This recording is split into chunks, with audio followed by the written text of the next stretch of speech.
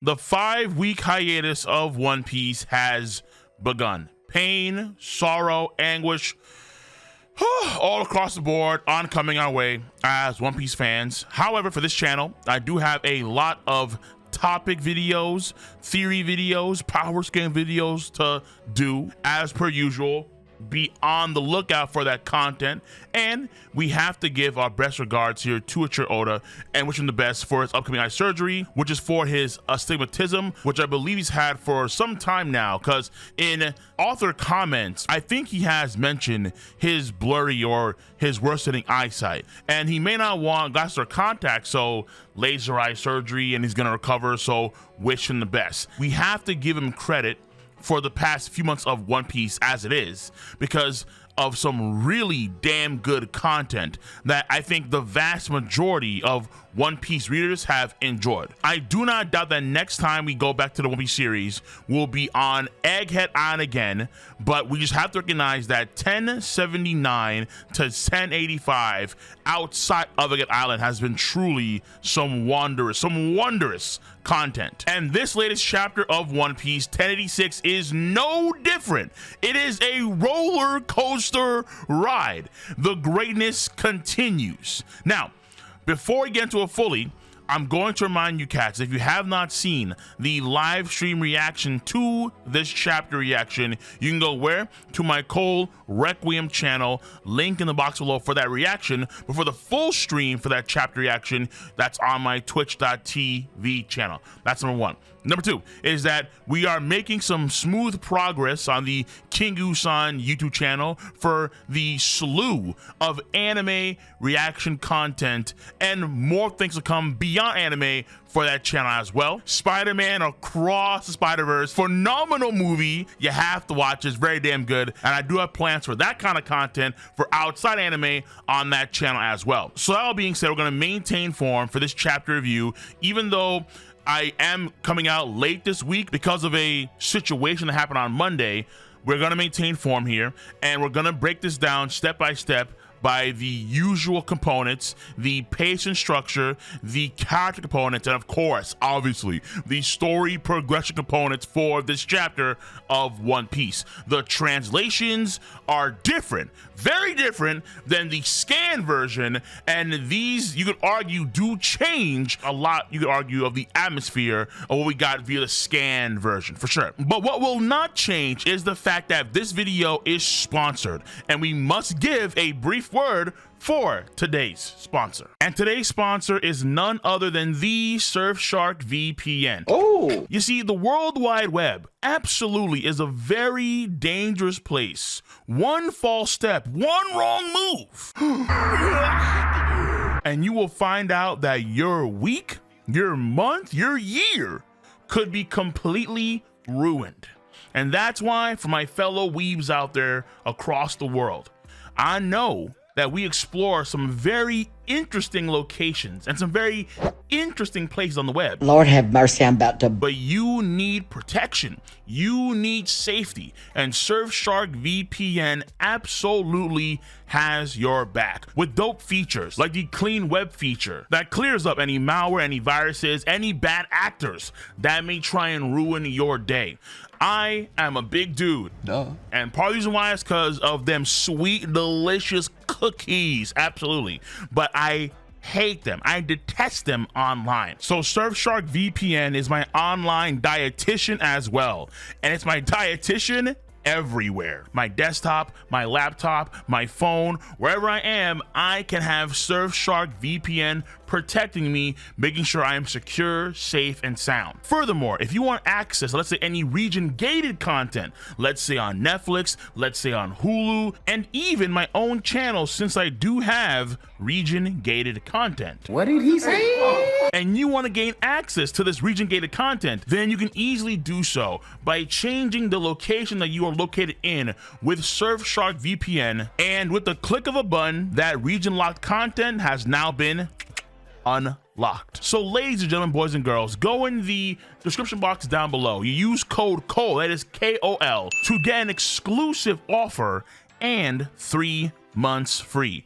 Once again, use code COL, and now let's get back into the video.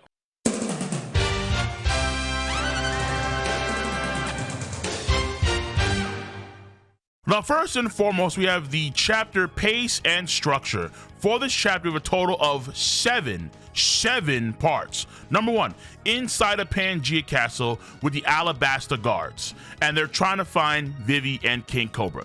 Number two is that we have Vivi and Wapol in conjunction with Big News Morgans at the Red Port on a ship going to a certain kingdom. Number three is Sabo at the airport stowing away in conjunction with Bonnie, but they're on different ships. Number four is the Holy Land with the Elders and IMU. Number five is a cut to the new Marine Fort headquarters deploying Marines and Seraphim. Number six is back in real time with Sabo, Ivankov, and Dragon. And number seven is a cut to present day Holy Land in the domain of the gods. A certain execution is going down and the celestial dragons are loving it. So this chapter feels more true to form with Oda and Oda's usual pace. A lot of characters and moving pieces to tackle in both the past and present. Normally for Oda, it's the various cuts to the Straw Hats as they split up and they're different factions and groups, and they have to tackle where they gotta tackle. And that's where normally the pace and structure kind of gets to like the 7 and the 8s and the 9s in terms of like 1 page per faction / per character. But this time around, it's wrapping up and clearing up things that were established in the last 2 chapters and from previous arcs. And because there were so many parts to tackle, so much gain was made for the story progression of this chapter, which we'll get to later on in the video. So the structure for this chapter was a little cluttered at the beginning, but it did start to clear up at the second half of the flashback, where we have the focus on the Elders and IMU. So I'd say overall, the pace and structure in my book is a okay.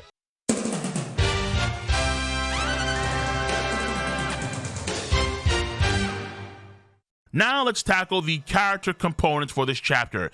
And this chapter is not skimping at all in the character components for major players, potentially the endgame players of the story. So first and foremost here is Moshe or Mosheri IMU. IMU does not care about millions of people being wiped out at Lucia Kingdom to test out what they got from Vegapunk. Something in relation to the 16 death beams that destroyed the kingdom in chapter 1060. The main reasoning for those lives being lost is a quote practical one, end quote, since Lucia was close by to the Holy Land.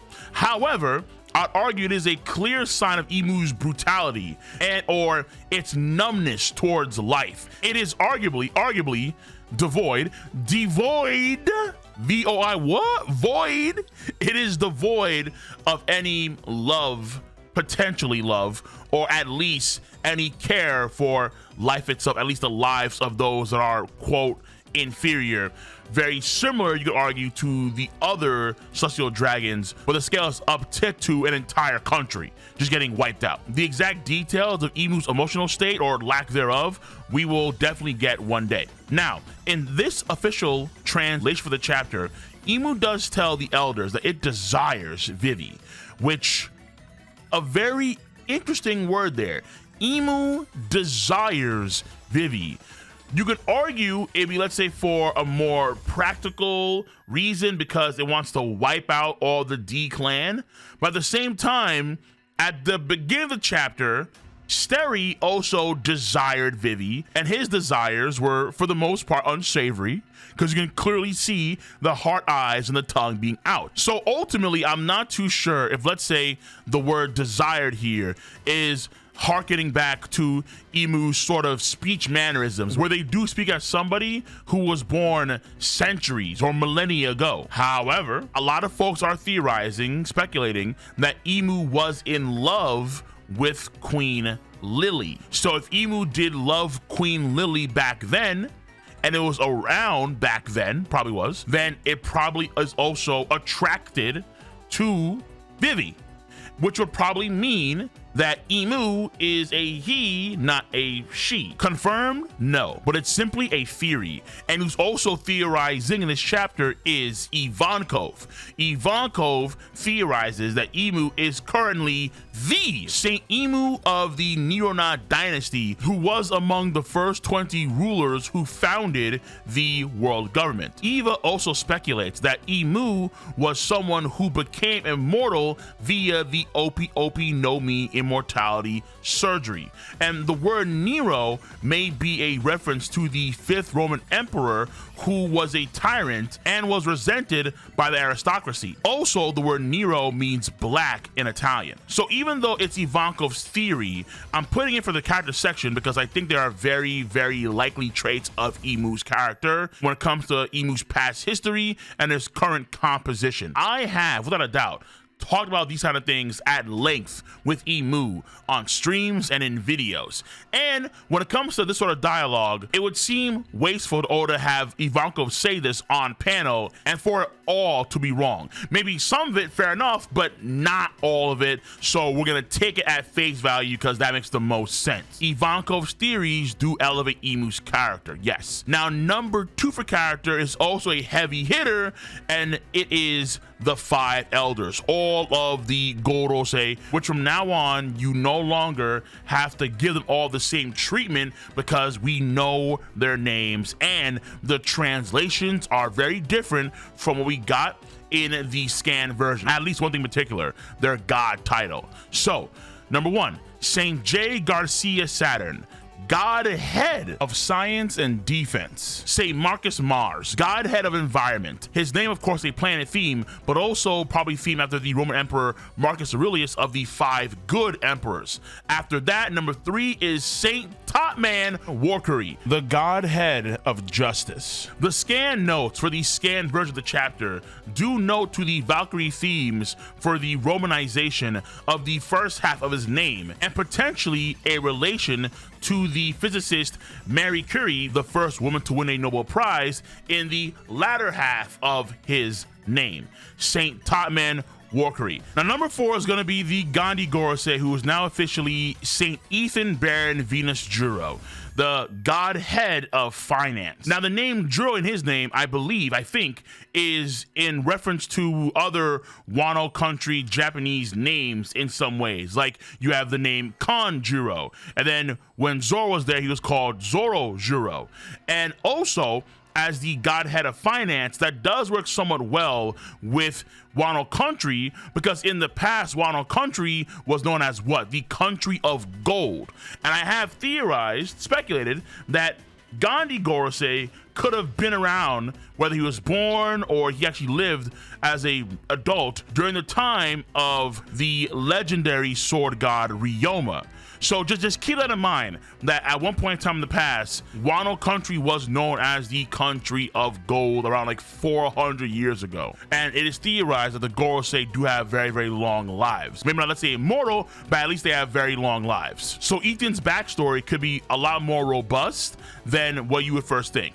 And then finally, after Ethan, is going to be number 5, Saint Shepherd Jupiter, Godhead of Agriculture. Of course, obviously, the Abrahamic themes for Mr. Shepherd, aka Saint Shepherd, aka Saint Peter, are there. Peter, of course, being one of the 12 apostles of Jesus and one of the first leaders of the Christian church. There's also even depictions of Jesus as a shepherd, mostly known as a carpenter, but at times also depicted as a shepherd. So Saint Shepherd Jupiter, I got my eyes on you. So based on their names being changed, where before in the scans they were warrior gods, but now they are, simply put, the godhead of, let's say, a certain department or a certain body of branch of a government. Hence the head part in their title, because they're the leaders of that division. And it explains, let's say, for example, why someone like Jay Garcia is heading to Egget Island, since that is his area of expertise. The same title belongs to anyone that is a Celestial Dragon, which he is. The Tenryubito also all view themselves as gods, and he is the head of science and defensive related matters, hence God head. So the five elders' new titles do kind of match up nicer in the official translation compared to the scan version, since it's more respective to the ecosystem of the Holy Land as a whole. No pun intended. But ultimately, they do have some powers of some kind, whether they're shadow related, death related, unclear. But we're gonna probably find out sooner rather than we think, because Jay Garcia is coming to Egghead Island. So we'll see the sauce most likely at that point in time. After that, we have quickly Ivankov here. Ivankov, we know, is a pretty smart person and pretty knowledgeable, and this chapter is a reminder of that. He puts the pieces together for Emu's past, immortality surgery, and the potential ancient weapon used with Vegapunk's involvement. So Eva is smart, but this chapter reminds us, Eva's like pretty damn smart. And after Eva, we have the last person for character, the introduction of Saint Figureland Garling, the current supreme commander of the Holy Knights and the former ruler of God Valley. That's a lot of sauce.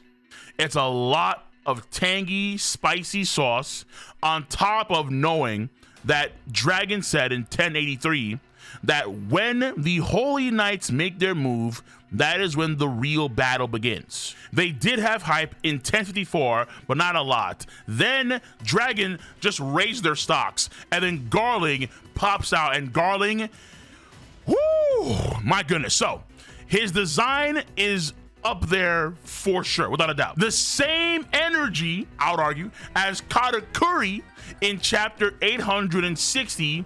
On God, he does have that same energy. Look at Katakuri sitting down, and then look at Garling sitting down. I even tweeted about it. Yes, it's the same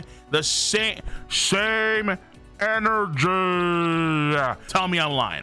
Garling's sword also reminds me of Shanks's Griffin sword, but the handguard is longer and it's less curved. The moon thief for his hair is also dope, and I have some ideas as to why it's like that, which I'll get to real soon, and also for videos in the future. But one thing for sure I can tell you immediately is that the moon theme, of course, is in relation to night, dark. The color black, you could argue, in some ways, right? Yeah. So you can kind of tell what I'm getting at here off the rip when it comes to the crescent moon theme for his hairstyle. Now, he is a member of the Figureland family, which is first mentioned in One Piece Film Red. If you have not seen that movie, you probably should. So in that movie, it was hinted that Uta could have been a member of the Figureland family because she was Shanks's daughter. Therefore, strongly indicating here that Shanks is a member of this family as well, solidifying even more the elements of the movie that are undeniable canon, without a doubt. God Valley was under his rulership, and the reason why Rox went there 30 years ago might have involved Garling as well. Plus, in this translation of the chapter, his views towards Mjosgard's actions seem to be more racially motivated against fishmen, since he uses the word subhuman scum, which a lot of times refers to fishmen in the world One Piece. So he views the fishmen as subhuman, like many other Tenryubito, but also you could argue folks across the world. And if anyone helps them, then they would be deemed to be worse than them. Sink even lower is words he would use. So this energy and these words also harken back to the wise words of one Aramaki: discrimination creates solace, or as most folks know it by, prejudice breeds stability. So definitely a bit going on for this chapter, without a damn doubt, and it's all undeniably all great bits for character, and some are again more theory oriented, but there's a reason why Oda put them there in the first place, even though they're not 100% at the moment. They're like 95%, which is, you can argue, good enough. But that being said, that is it when it comes to the character components for this chapter. Some very, very strong stuff.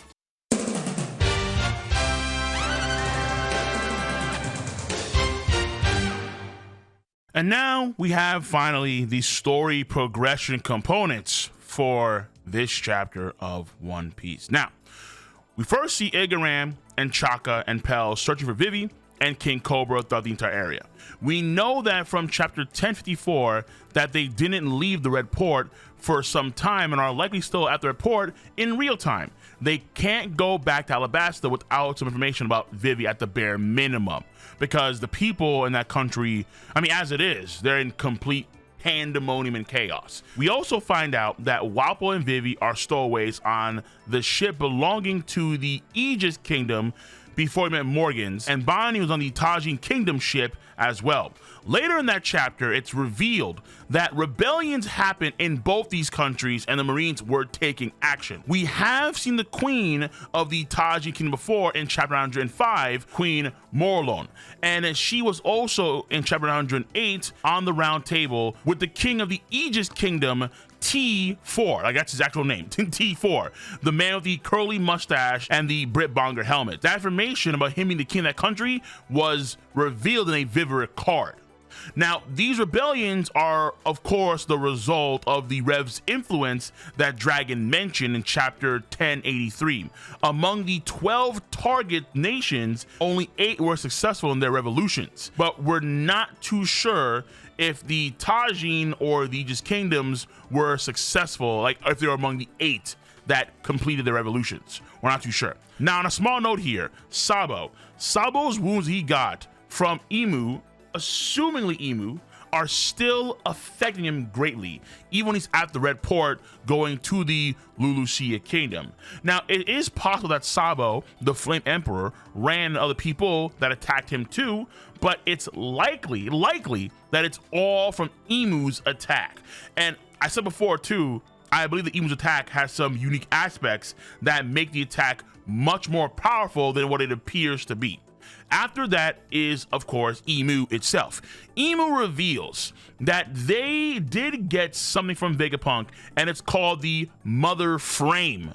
Not Flame, Mother Frame, according to the official translation. Very different than Mother Flame that these scans call it. And even Sandman of All On Park on Twitter did note to how the term flame was a more accurate translation than frame. So obviously, as old school anime fans, we know that the L's and R's in Japanese are written the same. Hence part of the reason why they choose to use Zolo in the volumes and not Zoro, because it's the official. We'll go with the official for the time being. So given how Ivankov and Dragon's words about Vegapunk not blindly making a murder machine, it seems like the Mother Frame was used in tandem with whatever was floating above the Lulusia Kingdom in chapter 1060. It does seem to be a play on Einstein's involvement with the atomic bomb's creation. He never worked directly on the bomb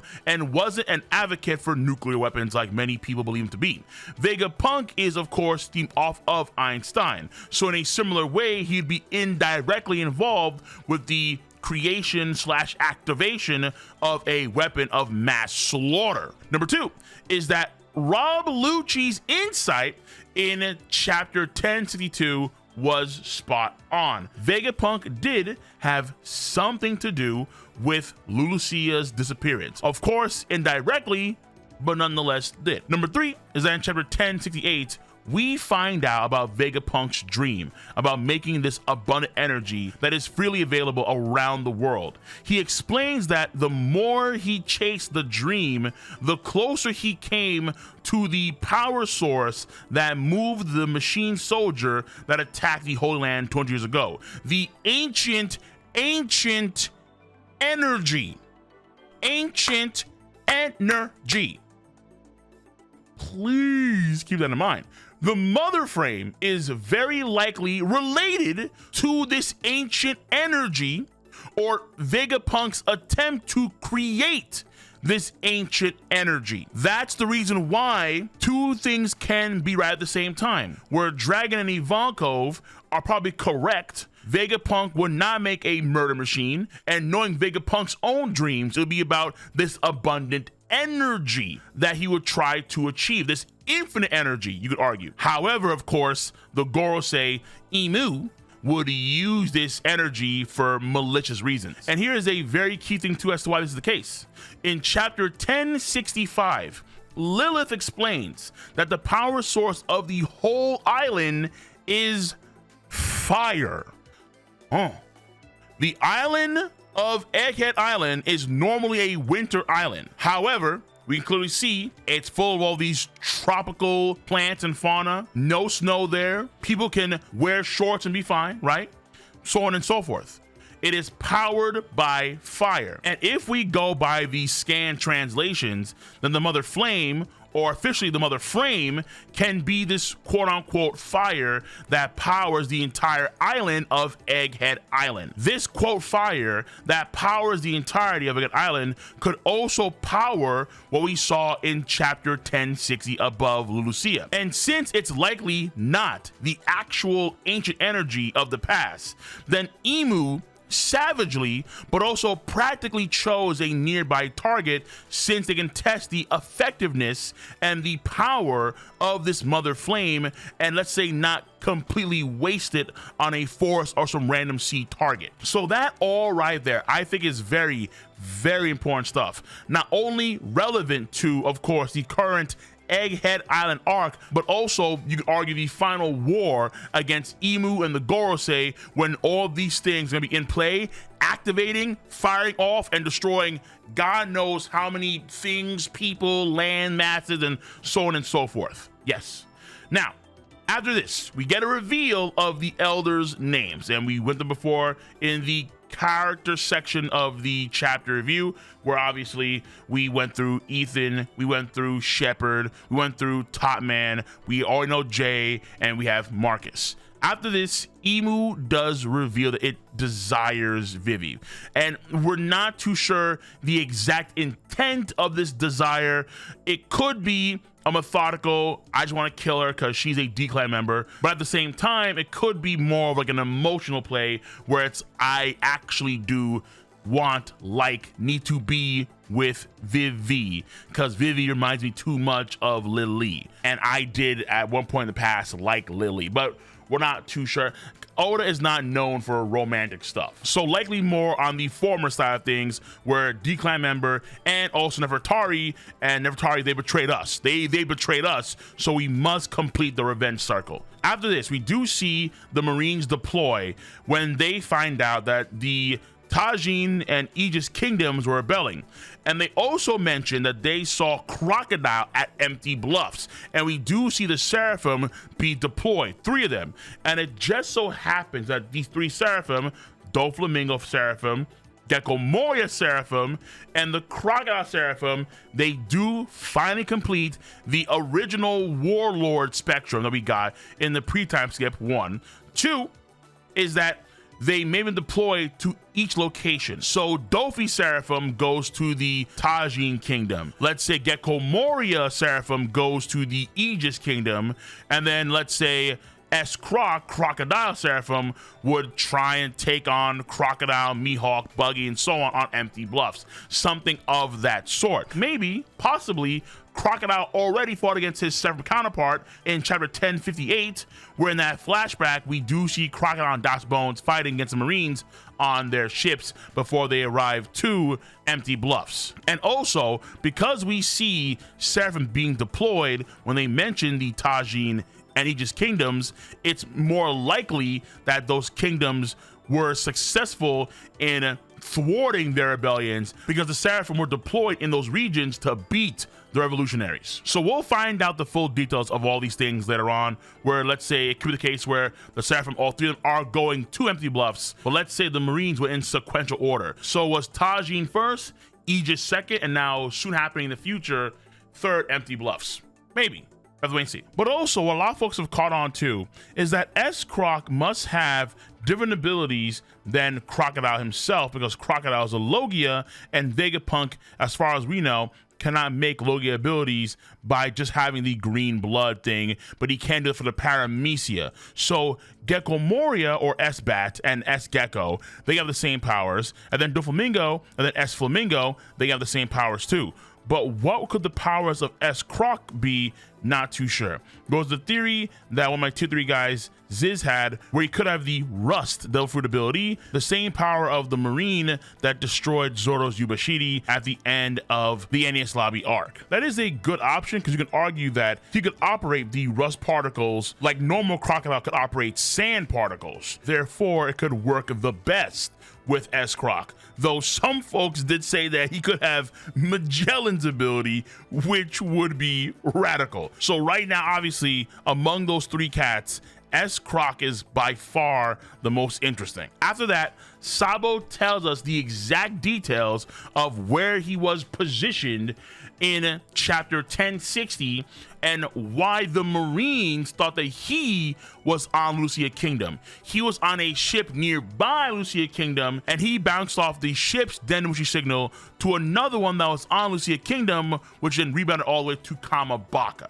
That's how that works. So that was a very interesting VPN play by one Sabo the Flame Emperor. After that, we have Ivankov's theories, and his theories do coincide with character parts, obviously, but also story-wise, we have the reveal of the Nirona dynasty that existed back during IMU's day. Because as far as we know, there is no country called Nirona, as far as we know. Maybe there is, but it's a safe bet that they no longer exist or something unusual happened to Nirona, which again, for this 5-week break, theory videos ahoy, be on the lookout. Then Ivankov explaining how there was someone that could have been the user, or I should say the recipient of the immortality surgery, aka Mu, which also mean that there was somebody else at that point in time, maybe another king, or let's say one of Emu's friends, or whatever the hell, they had the OP no Mi, and they made Emu immortal. And then there is also the idea that what we saw at 1060 was an earnest to goodness ancient weapon being used for, you can argue, the first time in earnest. Of course, ever since 1060, it was theorized that that was ancient weapon Uranus, but Ivankov's words do solidify that even more. Is it confirmed? No, but it's absolutely now more likely where it was ancient weapon Uranus, or an ancient weapon Uranus, implying that there could be more than one Uranus. But again, 3 videos in the future for that. And then finally, of course, the last page, Garling and Mjosgard's death. So the actions of the Holy Knights stated in 1054 by Kainu, we see the end result of that. Garling personally took the reins on this case, and he deemed it necessary to kill Mjosgard for what he did in saving Princess Shirahoshi. Now, for Garling's whole look, clean as hell, obviously, for sure. But also, he has these 2 World Government symbols on his left arm, and the Crescent Moon hairdo, you can argue, does resemble in some way the World Government symbol if, let's see, you can imagine in your head, if you look at Garling dead on, straight ahead. In this picture, he is tilted, but if you view a crescent moon straight ahead and you look at his side piece hairdos, it would have the 2 points of the World Government symbol, west and east. Then you have the north and south tips of the crescent moon, and then his face would be the centerpiece of the World Government symbol.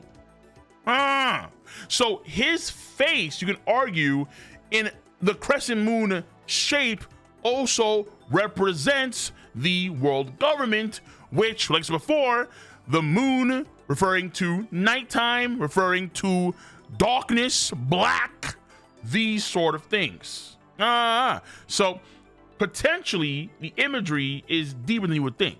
Potentially, of course, potentially. Also, Figureland family revealed, like I said earlier in the chapter review, referring to Uta and Film Red, which by relationship would also mean Shanks. Mainly Shanks being a member of the Figureland family was all implied in that movie, and probably the case here. And then finally, we have the death of Mjosgard. Mjosgard gets crucified in the same way Tonoyasu did in Wild Country, true, but more importantly, I would argue, in the same way Dofi and his family were crucified in chapter 763 in that flashback. The reason why that's arguably more important here is because Mjosgard could have been shot 16 times first execution. That 16 number was also mentioned in that same flashback while Dofi and his family were executed by a random man who lost his 2 sons because they walked in front of a Tenryubito, and then they were shot 16 times as a result of that. And there just so happens to be 16 death rays that fire off from the sky to destroy the Lulusia kingdom. Of course, 16 also being the number of Dofi's final attack against Luffy at the end of Dressrosa, the 16 holy bullets. And I have a video breaking down the number 16. That's why it's so important to the Celestial Dragons over here. Check that out. So that is it when it comes to the overall story progression components for this chapter. Wow. Robust, deep, outstanding for this chapter of One Piece.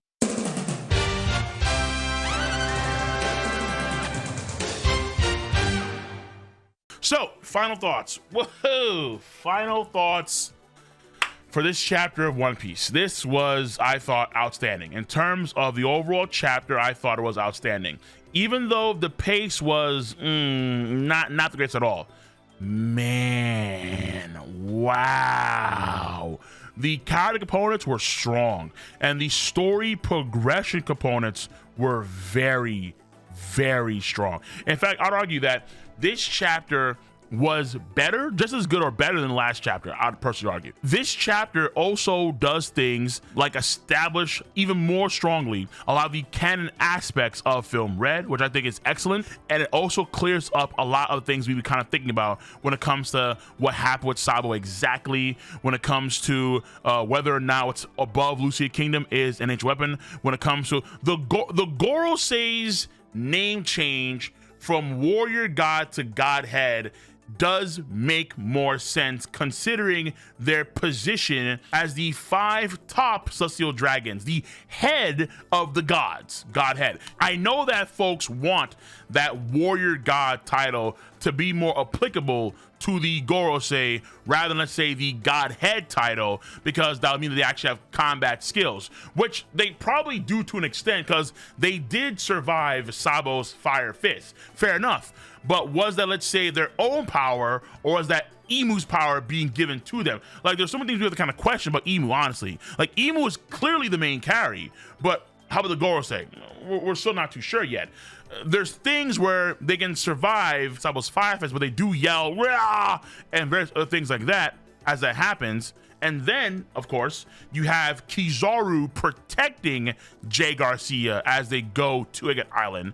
And every time a Yonko has a slumber party, they sweat. So we have to wait and see. I've done videos before on how powerful they could be, and so far, they're in line. They're definitely in line. But we have to wait and see the full sauce of their whole shtick later. And it's the God Knights, the Holy Knights, that had my eye the most, because Dragon rose them to that bar. When the God Knights make their move, that's when the real war, that's when the real fight begins. And this guy, being the supreme commander of the Holy Knights, the guy that was on God, ruler of God Valley, yeah. Garling, I think, is likely stronger than the Gorosei. Yeah, would I bet on that one? I probably would. Yeah, I could be wrong. I could admit that. But I think that Garling has more going for him in those regards than the Gorosei do for their potential, like, Admiral plus level abilities. And when it comes to the actual lore, the lore is quite intriguing because there are these unusual occurrences in the world of One Piece that may involve Nirona. Oh, man. No. Videos in the future. I can't, if this video is already long as hell. So in the future, we'll dive even deeper for topic videos. So that being said, ultimately speaking, this chapter in my book is a 9 out of 10. An outstanding chapter of One Piece for damn sure. Now I'm gonna catch you guys for the official chapter review in 5 to 6 weeks from now. So until then, I'm gonna see you cats on the flip side. See you. Bye bye.